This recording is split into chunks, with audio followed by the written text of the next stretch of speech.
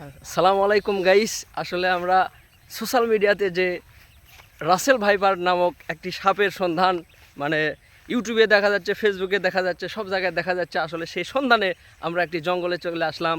তো দেখা যাক সেই জঙ্গলে আমরা সেই রাসেল ভাইপার সাপ দেখতে পারি কি না। তাহলে সবাই চোখ রাখুন, দেখা যাক সেই জঙ্গলে আসলে রাসেল ভাইপার নামক সেই সাপ আমরা পাই কি না। গাইস, আমরা যে দূরে থেকে আসলাম সেই রাসেল নামক ভাইপার সাপ দেখার জন্য এই জঙ্গলে আসলাম।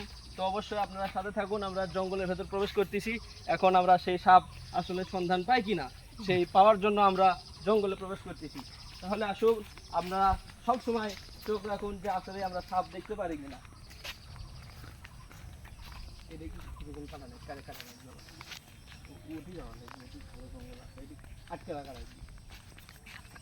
হ্যালো গাইস, আমরা যে সেই সাপ দেখার জন্য রাসেল ভাইপার সাপ দেখার জন্য জঙ্গলে চলে আসলাম। তো সেখানে আসলে দেখা যাচ্ছে যদি সাপ আসলে আমাদেরকে আক্রমণ করে তা সেটা আমরা সেফ থাকার জন্য অবশ্যই ছোট একটা লাঠি দরকার গাইস। অবশ্যই সেই লাঠিটা আমরা সেফ থাকার জন্য সেই লাঠিটি আমরা সংগ্রহ করলাম। তো দেখা যাক আমরা সামনে সেই সাপ মানে ধরতে পারি কিনা।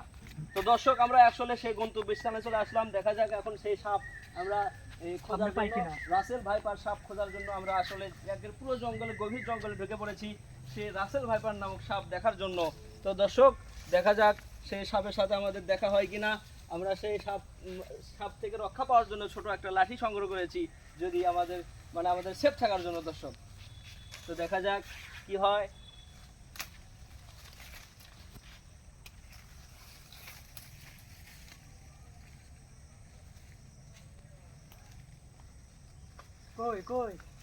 আমরা পুরো জঙ্গলের ভেতর সাপ খোঁজাখুঁজি করলাম, আসলে সেই রাসেল ভাইপার নামক সাপ দেখা গেল না। তা আসলে আমরা সোশ্যাল মিডিয়াতে দেখে যে আতঙ্ক হয়েছি, এটা আতঙ্কর কোনো বিষয় না দর্শক। আসলে এই রাসেল ভাইপার নামক শাবক দেখে আমরা মানে আতঙ্ক হওয়ার কিছু নেই। আমরা সবাই সাবধান থাকি, ইনশাল্লাহ কোনো কিছু হবে না। হাই দর্শক, অবশেষে আমরা সামনে পেয়ে বাসার দিকে রওনা দিলাম। চলুন আমাদের সাথে থাকুন এবং আমাদের ভিডিও ভালো লাগলে অবশ্যই লাইক, কমেন্ট, শেয়ার দিবেন এবং সবাইকে দেখার সুযোগ করে দিবেন। Thank you.